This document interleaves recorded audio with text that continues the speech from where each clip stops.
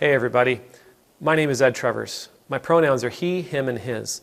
I'm an Anglican priest in the Diocese of Nova Scotia and Prince Edward Island, and I get to serve in the beautiful town of Shelburne, Nova Scotia, in the awesome parish of Christ Church, Shelburne, that sits on the ancestral and on the unceded territory of the Mi'kmaq people. I give thanks for you all every day. I thank God especially for all that you teach me and all that you share with me in your comments and in your emails. Today, I want to talk about the Senate race in Georgia. I know, I'm not terribly comfortable jumping into politics, but this is actually a theological issue. As you know, one of the candidates in the runoff is a gentleman by the name of Reverend Raphael Warnock. He's running against the incumbent, Senator Loeffler, and he's a pastor down there. He actually pastors in Martin Luther King Jr.'s former parish, former church. And from what I understand, he's quite the radical. But what I really want to talk about, I don't want to get into, I'm not trying to say you should hold this person up or you should hold that person up in politics. That's not my place, especially from here in Nova Scotia.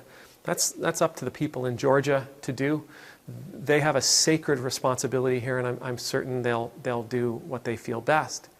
But I want to talk about one of the criticisms that's currently being leveled towards Reverend Warnock.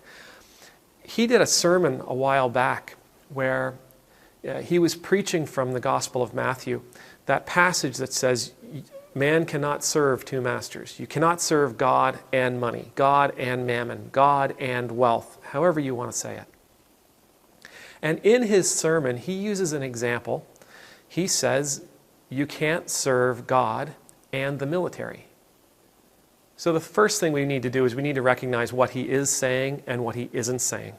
So in this sermon, he's saying you cannot serve God and the military. He's not saying you cannot serve God and be in the military, or you cannot serve God and love the military, or you cannot serve God and serve in the military. He's not telling us the military's bad. He's telling us our priority needs to be God above all things. And you can substitute military with whatever else you'd like. You cannot serve God and anything else in your life in the same capacity. What he's doing in this place is something I often do as a pastor, as a preacher. And that is to offer a comparison outside of what the gospel offers, because we can say you can't serve God and money, and everybody on the planet, including the richest people in the world, will say, oh yes, absolutely, that's right. We get that, right? We get that. It's the idea of we're saying, well, you can't love God and be greedy. Well, of course not, of course not. We all would agree with that. And so what he's doing is he's applying another example. And in this case, he is applying a really brave example. In Canada, in many places in the world, our militaries, we hold them up with esteem. We love them, right? We may not like the military actions that our government calls them to participate in, but our military personnel are sacred to us. We recognize them to be servants. We recognize that they are there for our protection, that while we enjoy all these freedoms that we take for granted left, right, and center, they are on the line, ready to go into harm's way for us and for those things that we take for granted. We revere our military personnel, we respect our military personnel, and we uphold our military. And so when Reverend Warnock takes this as an example, it's an extreme example. It's something that will require his congregation to scratch their heads and think about. It's going to challenge them. Because for me, listening to Reverend Warnock, what I hear is a man who is not trying to create sheeple. He's a man who's trying to encourage his congregation to think, to accept theological challenge, to accept questions, and to apply those questions to their being so that they can grow and develop as deeper, more compassionate, more empathetic, more understanding, more intelligent Christians. I applaud him for the choice of the example. another thing we have to look at is this a theologically sound statement? Without getting too deep into it, yes, absolutely. We cannot serve two masters. If you have two focuses in your life, and as distant as they may appear to be at first glance, at second glance, at third glance, at some point you're always going to find an overlap. And if they were a Venn diagram, you're always going to find an overlap. And that overlap, if nothing else, is you.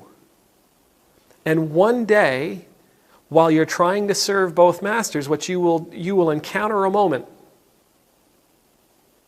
when they each demand of you to move in a different direction. When they each ask you to do something at the exact same time. When they call you to act and to react and to respond in different ways.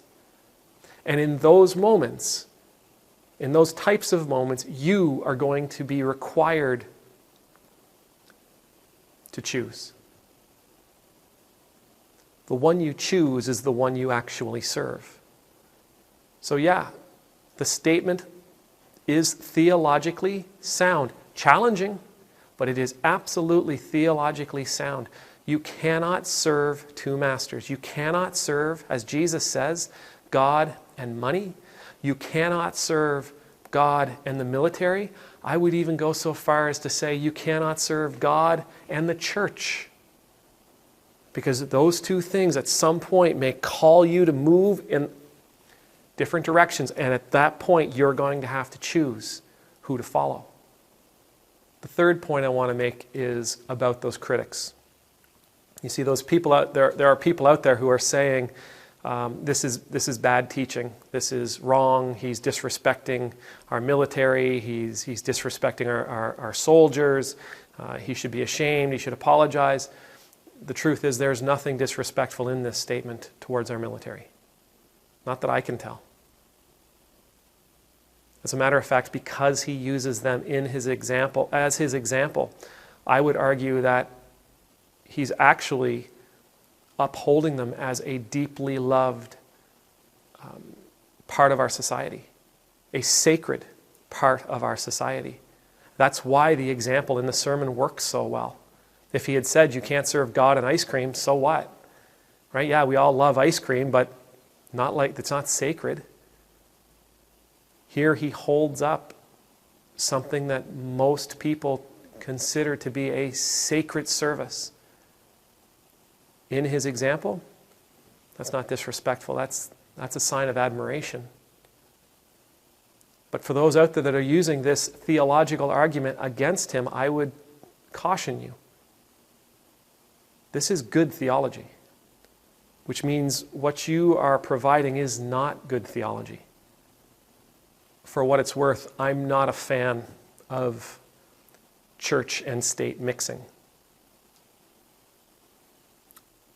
But I am a big fan of people of conscience, of people with faith, who act and live as they say they believe, of taking positions of leadership.